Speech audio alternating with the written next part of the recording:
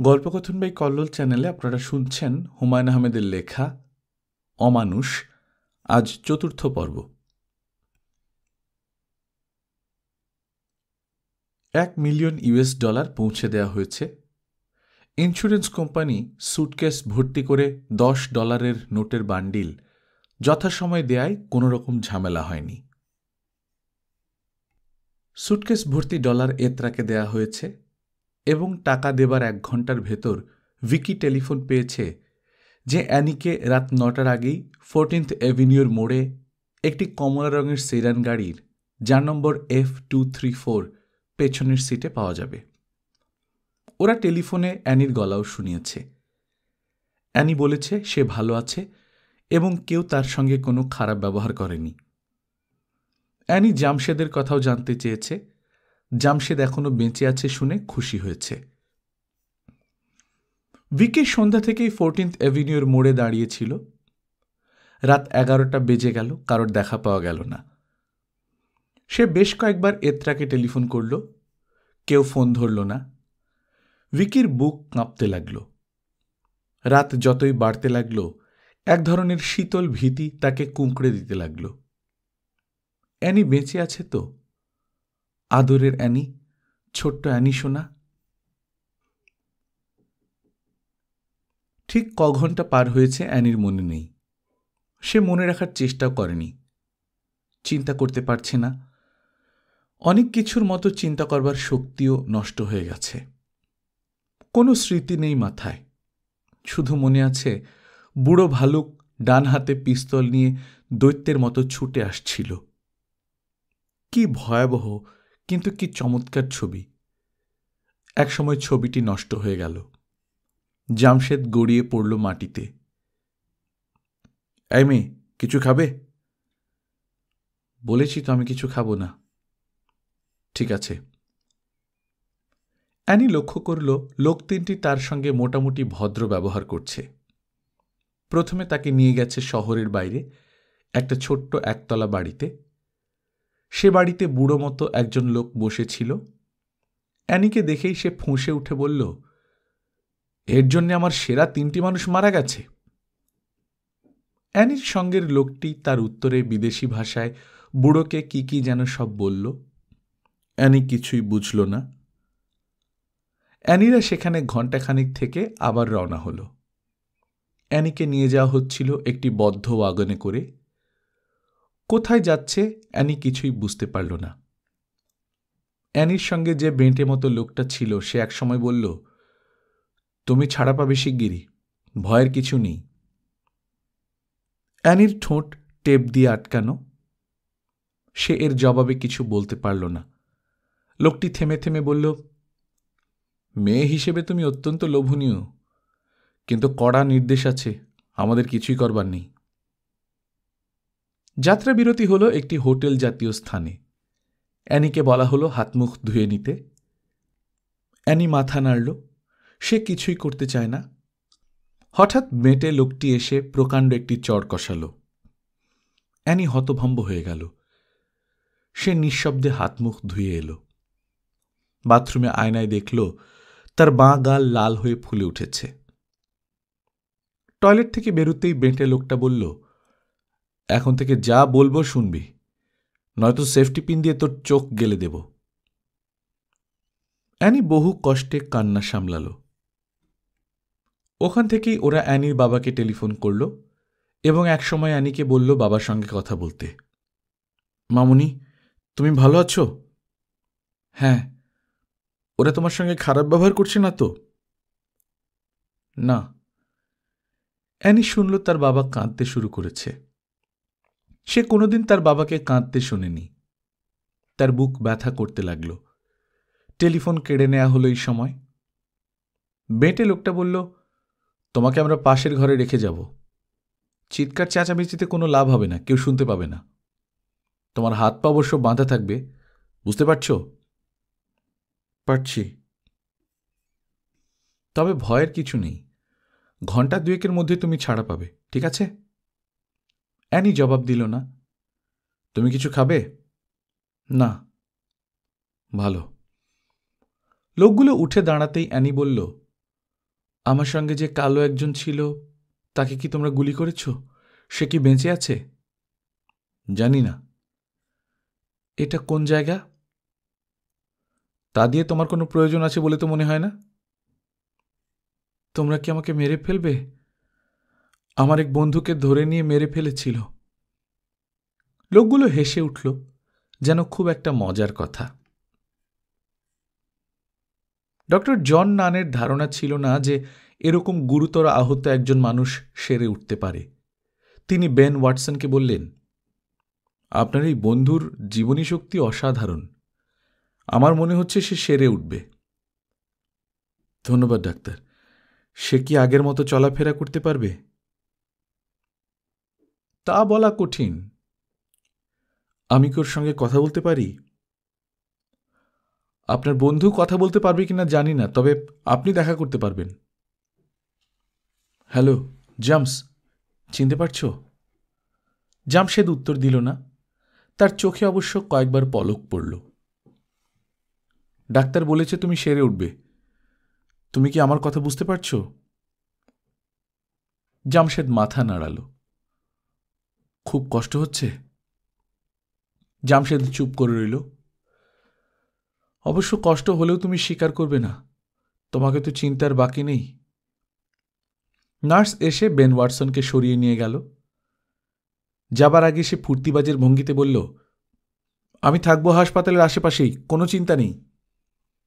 জামশেদের ভাবলেশহীন মুখেও একটি ক্ষীণ হাসির রেখা দেখা গেল। জামশেদের জবানবন্দি নেবার জন্যে পুলিশের যে অল্পবয়স্ক অফিসারটি লাউঞ্জে বসেছিল, হাসপাতাল কর্তৃপক্ষ তাকে অনেকবার চলে যেতে বলল। রোগীর অবস্থা কথা বলার মতো নয়। গুলি লেগেছে 2 জায়গায়, ডান ফুসফুসের নিচের অংশে এবং তলপেটে। তলপেটের জখমটি হয়েছে মারাত্মক। ভাগ্যক্রমে বুলেট ছিল 32 ক্যালিবারের। এর চেয়ে ভারী কিছু হলে আর দেখতে হতো না। রোগী যে এখন পর্যন্ত ঝুলে আছে তার কারণ লোকটির অসাধারণ প্রাণশক্তি। কথা বলার মতো অবস্থা তার আদৌ হবে কিনা কে জানে। কিন্তু পুলিশ অফিসারটি দিনে 4-5 বার করে আসছে। ডাক্তার দেখা হবে না বলা সত্ত্বেও বসে থাকছে। তৃতীয় দিনে সে রোগীর সঙ্গে কথাবার্তা বলার অনুমতি পেল।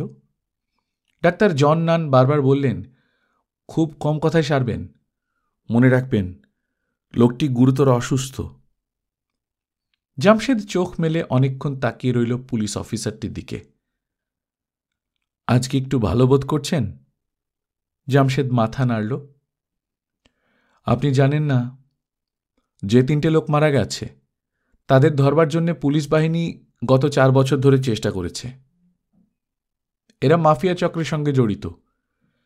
এই লোক 3টির নামে গোটা 10 খুনের মামলা আছে। এরা বন্দুক চালাতে দারুণ ওস্তাদ। অবশ্য আপনি নিজেও একজন ওস্তাদ। জামশেদ ম্লান হাসল, থেমে থেমে বলল, ওরা আমার জন্য প্রস্তুত ছিল না বলে এরকম হয়েছে। ওরা কোনো রকম প্রতিরোধ আশা করেনি। তা ঠিক, ওরা কল্পনা করেনি অব্যর্থ নিশানার একজন কেউ লাফিয়ে পড়বে। পুলিশ অফিসার হঠাৎ অন্য প্রসঙ্গে চলে গেল। আমার স্ত্রী আপনাকে চিনতে পেরেছে। আপনার ছবি ছাপা হয়েছে পত্রিকায়, সেটা দেখে চিনল। একবার আপনি তাকে সাহায্য করেছিলেন, আপনার মনে আছে? জামশেদ কিছু মনে করতে পারল না। একবার এক রেস্টুরেন্টে একটা মাতালের পাল্লায় পড়েছিল সে। আপনি তার সাহায্যের জন্য এগিয়ে এসেছিলেন। মনে পড়েছে। আমরা এই ঘটনার কিছুদিন পরই বিয়ে করি। আমার স্ত্রীর খুব ইচ্ছে ছিল বিয়েতে আপনাকে নিমন্ত্রণ করার, কিন্তু আপনার ঠিকানা আমরা জানতাম না। জামশেদ ছোট্ট একটা নিঃশ্বাস ফেলল। পুলিশ অফিসার বলল, আপনাকে অনেক কিছু জিজ্ঞেস করার আছে, কিন্তু এখন আর বিরক্ত করব না। শুধু এটুকু বলে যাচ্ছি যে আপনার নিরাপত্তার জন্য ভালো ব্যবস্থা নেওয়া হয়েছে। 2 জন সশস্ত্র পুলিশ অফিসার আপনাকে পাহারা দিচ্ছে। জামশেদ ক্লান্ত স্বরে বলল, মেয়েটির খোঁজ পাওয়া গেছে? না, এখনো পাওয়া যায়নি। মেয়েটির বাবার বিশেষ অনুরোধে পুলিশ খোঁজ খবর করছে না, আর আমরাও মেয়েটির নিরাপত্তার কথা ভেবে চুপ করে আছি। টাকা দেয়া হয়েছে? আপনারা কিছু জানেন?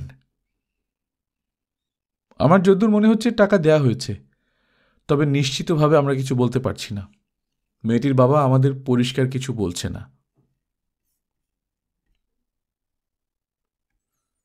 অ্যানির মনে হলো হাত পা বাঁধা অবস্থায় সে অনন্তকাল ধরে এখানে পড়ে আছে।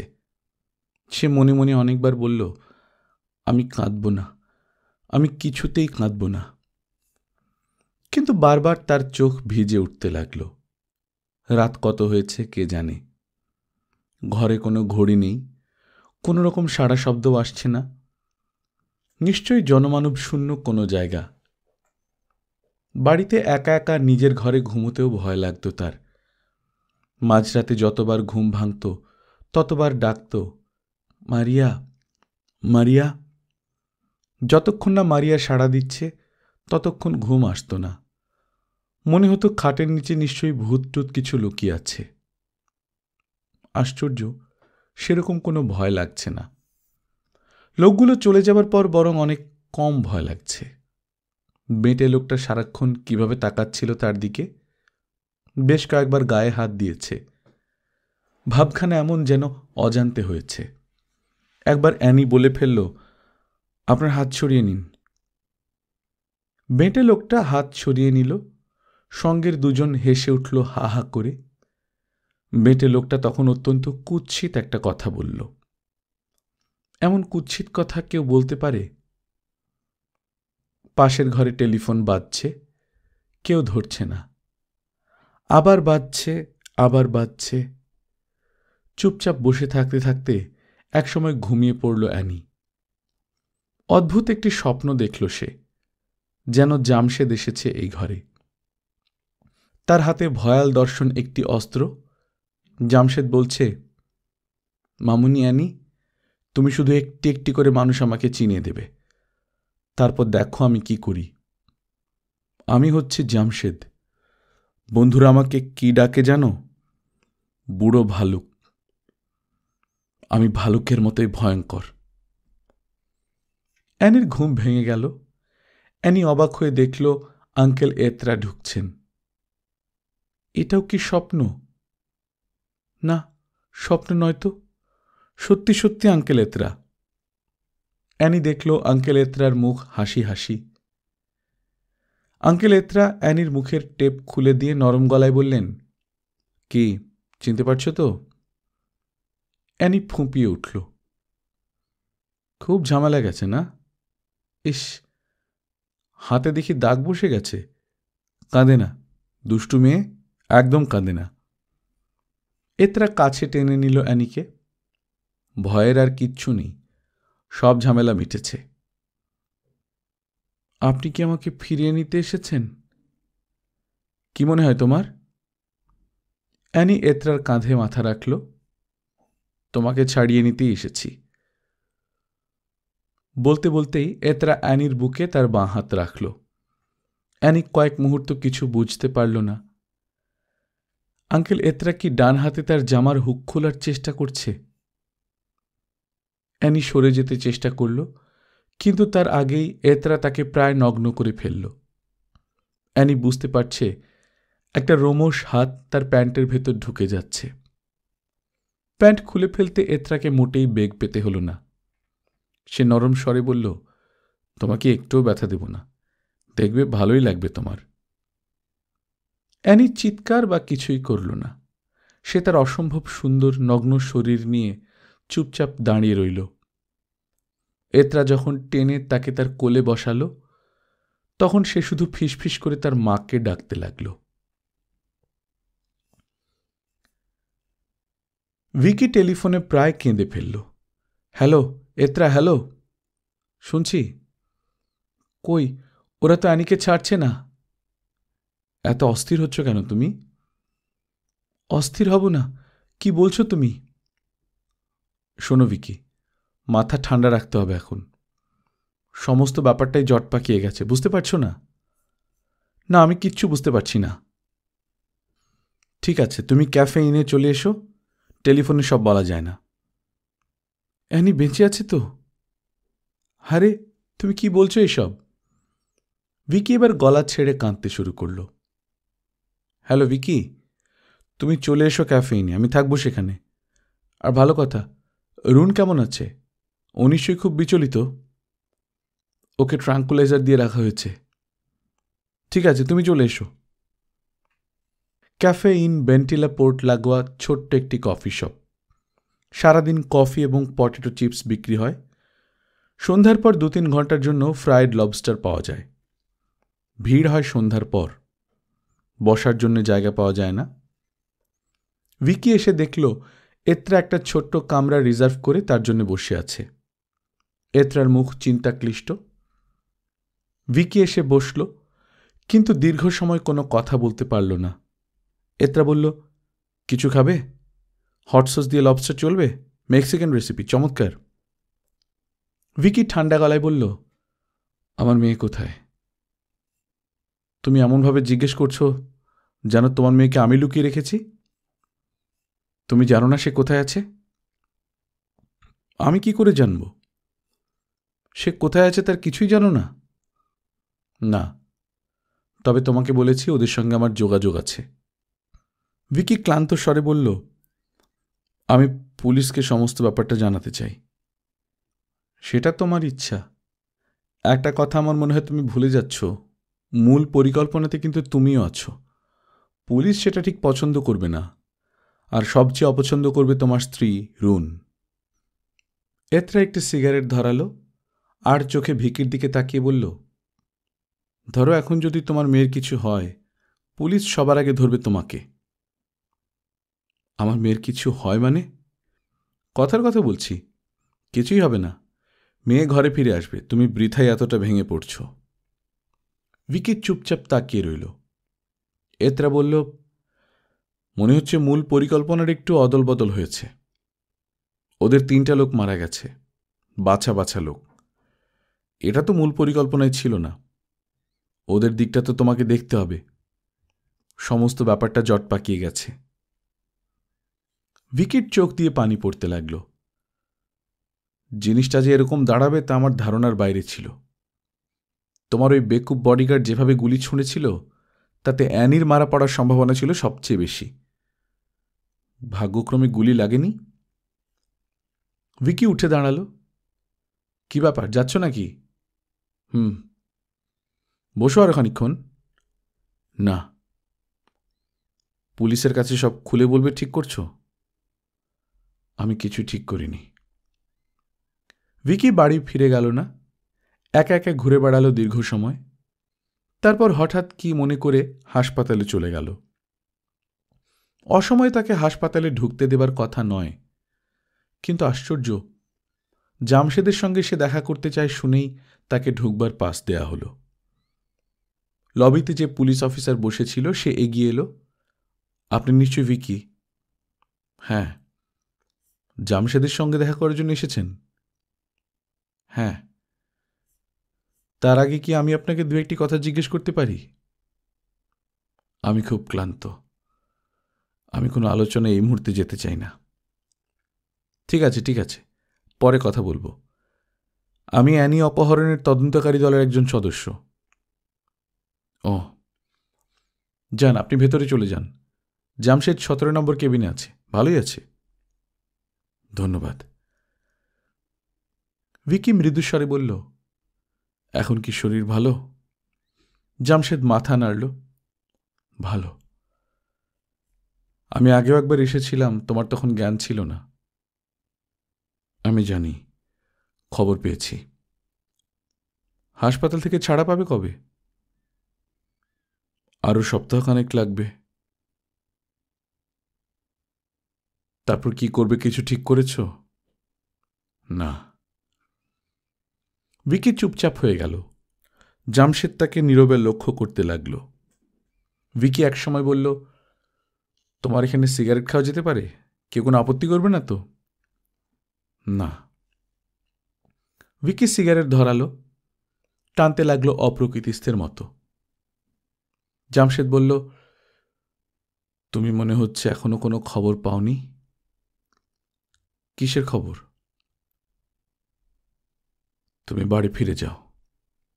কি হয়েছে? একটা খারাপ সংবাদ আছে তোমার জন্যে। অ্যানি কি মারা গেছে?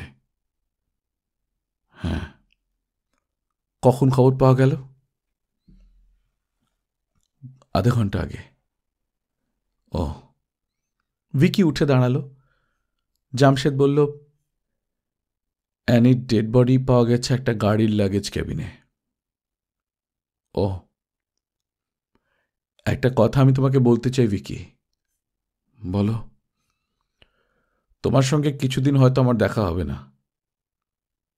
আমি হাসপাতাল থেকে ছাড়া পেয়ে শরীর সারাবার জন্য অনেক দূরে কোথাও যাব, তারপর আবার ফিরে আসব।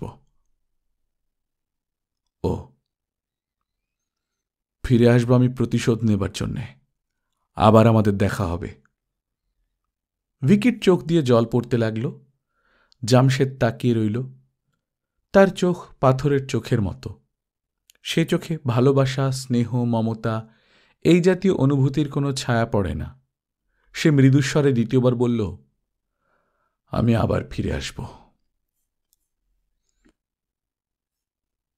রাত প্রায় 2টোর দিকে এতরার শোবার ঘরের টেলিফোন বেজে উঠল। এত রাতে অকাজে কেউ ফোন করে না, নিশ্চয়ই জরুরি কিছু। এতরা বিছানা ছেড়ে উঠে এলো। সে প্রায় ঘুমিয়ে পড়েছিল, টেলিফোনের শব্দে জেগেছে। হ্যালো, এতরা বলছি, কাকে চান? আপনাকেই চাই। আপনি কে বলছেন? ওপাশ থেকে সাড়া পাওয়া গেল না, কিন্তু গলার আওয়াজ শুনে মনে হয় বিদেশি কেউ। ভাঙা ভাঙা ইতালিয়ান বলছে। হ্যালো, কে আপনি? আমি কে সেটা জানা কি খুব প্রয়োজন? তার চেয়ে বরং কী জন্য টেলিফোন করেছি সেটা বলে ফেলি। আমাকে কিছু বলতে হলে আগে আপনার নিজের পরিচয় দিতে হবে। রাত দুপুরে এভাবে মানুষের সঙ্গে কথা বলা যায় না। কে আপনি? ওপাশের লোকটি সে প্রশ্নের জবাব দিল না। অপ্রাসঙ্গিকভাবে বলল, 12 বছরের অ্যানি নামের কোনো মেয়েকে আপনি চেনেন? আপনি কে? ওই মেয়েটির খুব রহস্যময়ভাবে মৃত্যু হয়েছে। কে বলছেন আপনি? আমি ওই মেয়েটির একজন বন্ধু। আমার নাম জামশেদ, চিনতে পারছেন? এতরা একবার ভাবল টেলিফোন নামিয়ে রাখে, কিন্তু তাতে লাভ হবে কি? লোকটা আবার টেলিফোন করবে। রহস্যময় কিছু তো আমি জানি না। মারা পড়েছে কিডন্যাপারদের হাতে, আর আমি যতদূর জানি ওর মৃত্যুর জন্য তুমি বহুলাংশে দায়ী। তুমি ছিলে মেয়েটির দেহরক্ষী, তুমি ওকে রক্ষা করতে পারোনি, ঠিক না? ঠিক। আজ তার মৃত্যুর পর বন্ধু সেজেছ, আর রাত দুপুরে টেলিফোন করে আমি বিরক্ত করছো? তা অবশ্য করছি, এবং করার একটা কারণ আছে। কি কারণ? আমার ধারণা মেয়েটির মৃত্যুর সঙ্গে তোমার যোগ আছে। হ্যালো, টেলিফোন রেখে দিচ্ছ নাকি? না, আমি তোমাকে এর জন্য খানিকটা শাস্তি দিতে চাই। তুমি কোত্থেকে টেলিফোন করছো? কেন, পুলিশে খবর দিতে চাও? সেটা মনে হয় না খুব একটা বুদ্ধিমানের কাজ হবে। শোনো এতরা। এতরা টেলিফোন নামিয়ে রাখল। লোকটা নিশ্চয়ই আবার টেলিফোন করবে। পুলিশকে বলা দরকার, যাতে পুলিশ কলটি কোথা থেকে করা হচ্ছে তা ধরতে পারে। পাবলিক বুথ থেকে করা হলে ধরা যাবে না, তবে জানা যাবে কলটি কোন এরিয়া থেকে আসছে। এতরা ডায়াল করল, তবে পুলিশের কাছে নয়, হাসপাতালে, সিটি হসপিটাল। রিসেপশন, আমি একজন রোগী সম্পর্কে জানতে চাই। আমি খুবই উদ্বিগ্ন। এক্ষুনি জেনে দিচ্ছি। ওর নাম জামশেদ, বিদেশি। বেড নাম্বার আর কেবিন নাম্বার? সেটা ঠিক বলতে পারছি না। ঠিক আছে, ধরে থাকুন, আমি ডিউটি রেজিস্টার দেখে বলছি। এতরা টেলিফোন কাঁধে নিয়ে নিজের জন্য একটা মার্টিনি বানালো। ওদের নাম খুঁজে বের করতে সময় লাগবে। হ্যালো, বলুন, শুনছি। আপনি যে রোগীর কথা জানতে চেয়েছেন সে তো ডিসচার্জ নিয়ে চলে গেছে। ও, তা কবে গেছে? আজ সকালেই। ধন্যবাদ। যাবার সময় কোনো ফরওয়ার্ডিং অ্যাড্রেস রেখে গেছে কি? চিঠিপত্র এলে যাতে ওই ঠিকানায় পাঠানো যায়? না, সেরকম কিছু তো নেই। আচ্ছা, ঠিক আছে, অসংখ্য ধন্যবাদ। এতরা টেলিফোন রেখে দিল। ব্যাপারটা ক্যান্টারেলাকে জানানো উচিত। ক্যান্টারেলা মাঝারি ধরনের বস, মাঝারি ধরনের হলেও তার যোগাযোগ ভালো। বিশেষ করে কিছুদিন ধরেই ভিকান্ডিয়ার সঙ্গে তার খুব ভালো সম্পর্ক যাচ্ছে। প্রথম দিকে এটাকে সবাই গুজব বলেই মনে করত, কারণ ভিকান্ডিয়া মাঝারি ধরনের কারোর সঙ্গে ঘনিষ্ঠতা করে না। কিন্তু এটা গুজব নয়, সত্যি। এতরা ঘড়ি দেখল 2:30। রাত অনেক হয়েছে, তবু ক্যান্টারেলাকে পাওয়া যাবে। রাত 2 পর্যন্ত সে থাকে জুয়ার আড্ডায়। বাড়ি ফেরে 3টায়, ঘুমোতে যায় 4টায়। ঘড়ি ধরা কাজ। খানিক ইতস্তত করে টেলিফোন ডায়াল করল। হ্যালো, কে? আমি এতরা। এতরা, এত রাতে কি ব্যাপার? একটা সমস্যা হয়েছে আমার। সমস্যা? কি সমস্যা? জামশেদ নামের ওই লোকটি আমাকে টেলিফোনে ভয় দেখাচ্ছে। একটা মেয়েকে তুমি রেপ করে মেরে ফেলবে, আর কেউ তোমাকে ভয় দেখাতে পারবে না? এতরা শুকনো গলায় বলল, ব্যাপারটা সেরকম না। সেরকম না মানে? এটা একটা অ্যাক্সিডেন্ট। তাই বুঝি? ক্যান্টারেলা উচ্চস্বরে হাসল। মদ খেয়ে টং হয়েছে নিশ্চয়ই। এতরা নিচু স্বরে বলল, ভিকান্ডিয়া বলেছেন তিনি ব্যাপারটা সামলে দেবেন। সামলানো তো হয়েছে, হয়নি? কোনো পুলিশ রিপোর্ট হয়নি, কেউ গ্রেপ্তার হয়নি, তোমার নাম পর্যন্ত কেউ জানে না, ঠিক কিনা বলো? তাহলে চিন্তা করছো কেন? ওই টেলিফোনটার জন্য চিন্তা করছি। শোনো, এখন থেকে চলাফেরা করবার সময় বডিগার্ড নিয়ে চলাফেরা করবে, ব্যাস। 2-3 জন লোক সাথে থাকলেই নিশ্চিন্ত। আচ্ছা, তাই করব। এতরা, একটা কথা বলো। 12 বছরের মেয়েটির সঙ্গে ওই কাজটি তোমার কেমন লেগেছিল? অভিজ্ঞতাটা কি খুব মজার ছিল? ক্যান্টারেলা টেলিফোন ফাটিয়ে হাসতে লাগলো, যেন খুব একটা মজার কথা। এতরার ইচ্ছে করছিল টেলিফোন নামিয়ে রাখতে, কিন্তু তা করা যাবে না। এমন কিছুই করা যাবে না যা ক্যান্টারেলাকে রাগিয়ে দিতে পারে। হ্যালো এতরা।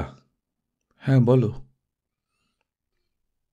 আমরা খারাপ লোক সেটা সবাই জানে, কিন্তু তুমি একটা নিম্ন শ্রেণীর অপরাধী, কেঁচো জাতীয়, বুঝতে পারছ? পারছি। একজন অপরাধী অন্য অপরাধীকে বাঁচিয়ে রাখে, এই জন্যই তোমাকে প্রোটেকশন দেওয়া হয়েছে। এসব কথা কি টেলিফোনে বলা ঠিক হচ্ছে? কেন? পুলিশ শুনে ফেলবে। টেলিফোন কানে নিয়ে বসে থাকা পুলিশের কাজ নয়। আর তাছাড়া পুলিশের বড় কর্তার ছোট কর্তাকে আমরা কি পরিমাণ টাকা দিই সে সম্পর্কে তোমার ধারণা আছে? না, না থাকাই ভালো। ক্যান্টারেলা টেলিফোন নামিয়ে রাখল খট করে। বাকি রাতটা এতরার কাটল না ঘুমিয়ে। পরপর 4 গ্লাস রাম খেল এবং ভোরের দিকে বাথরুম বমি করে ভাসিয়ে দিল। দিনটি শুরু হলো খারাপভাবে। মঙ্গলবার হচ্ছে এতরার মাদার্স ডে। প্রতি মঙ্গলবার মায়ের কাছে তাকে ঘণ্টা 3 কাটাতে হয়। দুপুরে লাঞ্চ খেতে হয়, হাসি মুখে কথা বলতে হয় এবং মায়ের কাছে প্রতিজ্ঞা করতে হয় এর পরের রোববার থেকে সে নিয়মিত চার্চে যাবে। এই মঙ্গলবারেও বুড়িকে দেখা গেল বাড়ির সামনে, বারান্দায় ছেলের জন্য অপেক্ষা করছে। বুড়ির মুখ অত্যন্ত গম্ভীর। এতরা, এত দেরি কেন আজকে? বেশি দেরি তো নয় মা, মাত্র আধ ঘন্টা। আধ ঘন্টা অনেক সময়। 11টার আগেই তোমার আসার কথা, এখন বাজে 11:40। সরি মা, আর দেরি হবে না। কফি বানিয়ে রেখেছিলাম, জুড়িয়ে পানি হয়ে গেছে বোধ করি। কফি খাবো না মা। কেন কফি খাবে না কেন? শরীর খারাপ নাকি? না, শরীর ঠিক নেই। কেমন শুকনো দেখাচ্ছে, দেখি গায়ের টেম্পারেচার। এই তো জ্বর জ্বর মনে হচ্ছে। জ্বর নয়, রোদের মধ্যে গাড়ি চালিয়ে এসেছি তাই গা গরম লাগছে। মিথ্যে কথা বলে আমাকে ভোলাতে চেষ্টা করছো এতরা, এটা ঠিক না। চাদর দিচ্ছি, শুয়ে পড়ো। মা, তুমি শুধু শুধু ব্যস্ত হচ্ছ। আমি মোটেই শুধু শুধু ব্যস্ত হচ্ছি না। তোমাকে যা করতে বলছি করো, আমাকে রাগিও না। এতরাকে চাদর গায়ে দিয়ে শুয়ে পড়তে হলো। বুড়ি বড় এক পেয়ালা কফি হাতে নিয়ে তার সামনে চেয়ার টেনে বসল। তুমি চার্চে যাওয়া শুরু করেছ? এতরা জবাব দিল না। এখনো শুরু করনি? ইদানিং তোমাকে নিয়ে একটা দুঃস্বপ্ন দেখতে শুরু করেছি। আমার মনে হয় তোমার চার্চে যাওয়া শুরু করা উচিত। কি দুঃস্বপ্ন দেখেছ? দেখলাম তুমি রাস্তা দিয়ে দৌড়ে পালাচ্ছ। তোমার গায়ে কোনো কাপড় নেই। তোমাকে তাড়া করেছে একজন মানুষ। ওর হাতে প্রকাণ্ড একটা ভোজালি। যে তাড়া করছে সে কেমন লোক? স্বপ্নের ভেতর এত কিছু স্পষ্ট দেখা যায় না। আমি শুধু ভোজালিটা দেখলাম। লোকটা কি বিদেশি? গায়ের রং কেমন? বুড়ি ঠান্ডার স্বরে বলল, এত উত্তেজিত হচ্ছ কেন? তোমার কি কোনো বিদেশির সঙ্গে ঝামেলা হয়েছে? না, ঝামেলা হবে কেন? দাও, কফি দাও। বুড়ি কফি পার্কুলেটর চালু করে তার ছেলেকে তীক্ষ্ণ চোখে দেখতে লাগল। এতরা ঘামছে। চোখের দৃষ্টি অন্যরকম, নিশ্চয়ই কোনো ঝামেলায় জড়িয়েছে। অ্যাঞ্জেল ফসিলো লোকটি খর্বাকৃতির, চোখের মণি ঈষৎ সবুজ। দলের কাছে সে বেড়াল ফসিলো নামে পরিচিত। বেড়ালের একটি গুণ তার আছে, সে অসম্ভব ধূর্ত। মাফিয়াদের মধ্যে নিম্ন শ্রেণীর বুদ্ধিবৃত্তির লোকজনই বেশি। এরকম ধূর্তের সংখ্যা কম। বস ভিকান্ডিয়া তাকে একটু বিশেষ স্নেহের চোখে দেখেন এই একটি মাত্রই কারণে। ধূর্ত মানুষ সাধারণত সাহসী হয় না। ফসিলও সাহসী নয়, তবে তার সাহসের একটা ভান আছে। অকারণে মারপিট শুরু করে, কথা বলে অত্যন্ত উদ্ধত ভঙ্গিতে। যে কোনো বিপজ্জনক কাজে আগ বাড়িয়ে যাওয়ার উৎসাহ দেখায়। সাহসের অভাব গোপন রাখবার যথাসাধ্য চেষ্টা করে। আজ অ্যাঞ্জেল ফসিলোকে খুব খুশি খুশি দেখাচ্ছে। খুশির কারণ রহস্যাবৃত। বস ভিকান্ডিয়ার সঙ্গে আজ বিকেলে কিছু কথাবার্তা হয়েছে, টেলিফোনে নয়, মুখোমুখি। এটি ফসিলের খুশির কারণ হতে পারে, কারণ ভিকান্ডিয়া তার ভিলায় কাউকে ঢুকতে দেন না এবং মুখোমুখি কারোর সঙ্গে কথা বলেন না। বসদের নানান রকম সাবধানতা অবলম্বন করতে হয়। নিজের লোকেদেরও নিরাপদ দূরত্বে সরিয়ে রাখতে হয়। ভাগ্যবান কয়েকজনই শুধু অল্প সময়ের জন্য তার দেখা পায়। ফসিলো সম্ভবত ভাগ্যবানদের দলে পড়তে শুরু করেছে। এটা খুশি হবার মতোই ঘটনা। অ্যাঞ্জেল ফসিলো শীষ দিতে দিতে গাড়ি থেকে নামল। তার গাড়িটা ছোট, কালো রঙের 2 সিটার ডজ। অন্য সবার মতো দরজা লক করল না, কারণ গাড়ি চুরির মতো অপরাধ যারা করে তারা সবাই ফসিলোর 2 সিটারটা ভালোভাবেই চেনে। এতে তারা হাত দেবে না। ফসিলো গম্ভীর ভঙ্গিতে এগিয়ে গেল। এটা একটা নতুন নাইট ক্লাব। মেক্সিকান এক ব্যবসায়ী এ মাসেই চালু করেছেন এবং অল্প দিনের মধ্যেই জমিয়ে ফেলেছেন। প্রচুর ভিড় হচ্ছে। এত অল্প সময়ে নাইট ক্লাবটি জমে যাওয়ার মূলে আছে দুটি মেক্সিকান যুবতী। এরা প্রত্যেকেই অসম্ভব রূপসী। প্রতি রাতেই 3টে শো করে, নাচের শো। নাচের পোশাক বিচিত্র। সমস্ত গা ঢাকা থাকে, কিন্তু সবার বাঁ স্তনটি থাকে নগ্ন। এই বিচিত্র পোশাক সবার কাছে যথেষ্ট আকর্ষণীয় মনে হয়েছে। ফসিলোকে ঢুকতে দেখেই নাইট ক্লাবের ম্যানেজার হাসি মুখে এগিয়ে এলো। সিনিয়র ফসিলো যে, কি সৌভাগ্য, আসুন আসুন। ফসিলো ঘাড় ঘুরিয়ে দেখতে লাগল। স্টেজ অন্ধকার হয়ে আসছে, নাচ শুরু হবে এখনই। ফসিলো মৃদুস্বরে বলল, এক বুক দেখিয়েই শুনলাম পুরুষদের পাগল করে দেওয়া হচ্ছে। হ্যাঁ হ্যাঁ সিনিয়র, দুটো খুলে দিলে আর রহস্য কি থাকে? সব রহস্যই অর্ধেকে। এখন বলুন, কিভাবে আপনার সেবা করতে পারি? আমি কোথায় থাকি জানেন? জানবো না? কি বলছেন? ফমি ভিলায়, ঠিক বলেছি না? ওইখানে আপনার নাচের মেয়েদের একজনকে আজ রাতে পাঠাবেন। কিন্তু সিনিয়র, ওরা তো ঠিক ওই ধরনের কাজ করে না। ওরা আসলে নাচতেই এসেছে। ভদ্র পরিবারের মেয়ে সিনিয়র। আপনার শো কটায় শেষ হয়? এই 2টোর দিকে। কখনো কখনো রাত 3টেও বেজে যায়। 3টের পরই পাঠাবেন। ফসিলও তার সবুজ চোখ দিয়ে অন্যরকম ভঙ্গিতে তাকালো ম্যানেজারের দিকে। ম্যানেজার সঙ্গে সঙ্গে বলল, ঠিক আছে ঠিক আছে, নিয়ম থাকেই ভাঙার জন্যে। এখন বলুন কোন জনকে পাঠাবো, ভালো মতো দেখে শুনে বলবেন। দেখার সময় নেই আমার, সবচেয়ে রোগা যেটা সেটাকে পাঠাবেন, রোগা মেয়েই আমার পছন্দ। কিছু ড্রিঙ্কস করবেন না? খুব ভালো শেরি আছে। না, লক্ষ্য রাখবেন আমাদের দিকে সিনিয়র, আপনাদের ভরসাতেই বিজনেস চালু করা। ফসিলও বেরিয়ে এলো। রাত প্রায় 11টা বাজে। বাড়ি ফেরার আগে 2 ঘন্টা জুয়া খেলা যেতে পারে। ভাগ্য খুলতে শুরু করেছে কিনা তা জুয়ার টেবিলে না বসা পর্যন্ত বলা যাবে না।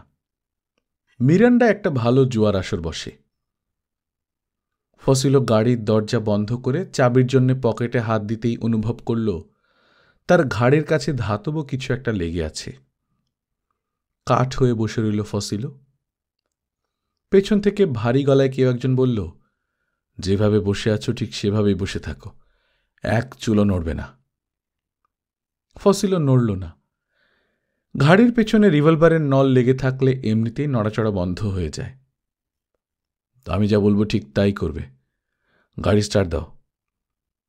ফসিলও গাড়ি স্টার্ট দিল। মিলানের বুলেভার্ড দিকে এগিয়ে যাও, রোড নাম্বার 12 দিয়ে এক্সিট নেবে। তোমার পেছনে যেটা ধরে আছি সেটা বেরেটা 32।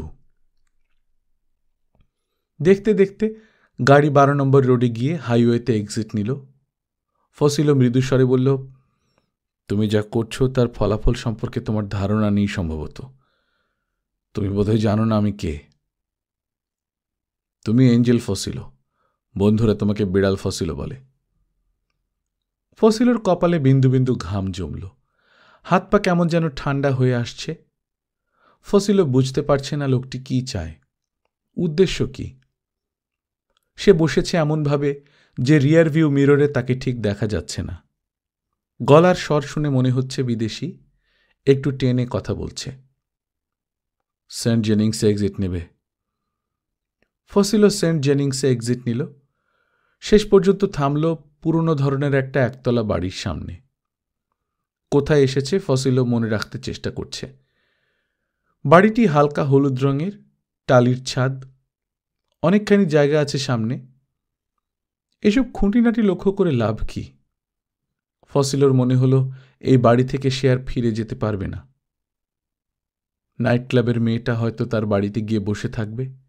রোগা একটা মেয়ে, যার বয়স খুবই কম, হয়তো 16-17। ফসিলো বলল, কি চাও তুমি? লোকটি শীতল স্বরে বলল, বিশেষ কিছু না, কয়েকটা প্রশ্ন করব। এঞ্জেল কোনো প্রশ্নের জবাব দেয় না। সেটা দেখা যাবে। শুয়োরের বাচ্চাদের কি করে শায়েস্তা করতে হয় সেটাও আমরা জানি। বেশ, জানলে ভালোই। কথা শেষ হবার আগেই ফসিলোর মাথায় প্রচণ্ড শব্দে রিভলভারের হাতল দিয়ে আঘাত করা হলো। ব্যথা বোধ হবার আগেই ফসিলোর কাছে চারদিক অন্ধকার হয়ে গেল। জ্ঞান হলো অল্পক্ষণের মধ্যেই। চোখ মেলেই দেখল নাইলন কর্ড দিয়ে তাকে শক্ত করে বাঁধা হয়েছে চেয়ারের সঙ্গে। সামনে একটা কাঠের টেবিল, টেবিলের উপর 2টো পেতলের 8 ইঞ্চি সাইজ পেরেক এবং একটা হাতুড়ি। চেয়ারের উল্টো দিকে যে বসে আছে ফসিলো তাকে চিনতে পারল। এই লোকটাকে সে আগে দেখেছে। 12 বছরের সেই মেয়েটির বডিগার্ড ছিল। তারপর, ফসিলো, আমাকে চিনতে পারছ? ফসিলো জবাব দিল না। নিশ্চয়ই আশা করনি তোমার সঙ্গে আবার দেখা হবে। কি চাও তুমি? বলেছি তো, কয়েকটা প্রশ্ন করব। প্রশ্ন করে কোনো লাভ নেই। এঞ্জেল ফসিলোর মুখ থেকে কেউ কিছু বার করতে পারে না। চেষ্টা করতে তো দোষ নেই, কি বলো? ফসিলো জবাব দিল না। সে দ্রুত নিজের অবস্থা বুঝে নিতে চেষ্টা করছে। সামনে বসে থাকা লোকটা কথাবার্তা বলছে নিরুত্তাপ ভঙ্গিতে। এমন একটা ব্যাপার ঘটছে, কিন্তু তার মধ্যে কোনো উত্তেজনা নেই। এই পেতলের পেরেকটা দেখতে পাচ্ছ? এই পেরেকটা এখন আমি তোমার হাতের তালুতে ঢুকিয়ে দেব, তারপর প্রশ্ন শুরু করব। এক একটা প্রশ্ন করবার পর 10 সেকেন্ড সময় দেব। 10 সেকেন্ডের মধ্যে উত্তর পাওয়া না গেলে এক একটা করে আঙ্গুল কেটে নেব। ফসিলও নিজের কানকে ঠিক বিশ্বাস করতে পারছে না। এসব কি সত্যি সত্যি ঘটছে নাকি কোনো দুঃস্বপ্ন? ফসিলও কিছু বুঝে ওঠার আগেই লোকটা তার বাঁ হাত টেবিলের উপর টেনে এনে মুহূর্তের মধ্যে পেরেক বসিয়ে দিল। হাত গেঁথে গেল টেবিলের সঙ্গে। ফসিলও শুধু দেখল একটা হাতুড়ি দ্রুত নেমে আসছে। পরক্ষণেই অকল্পনীয় ব্যথা, যেন কেউ হ্যাঁচকা টান দিয়ে হাত ছিঁড়ে নিয়েছে। ফসিলও জ্ঞান হারাল।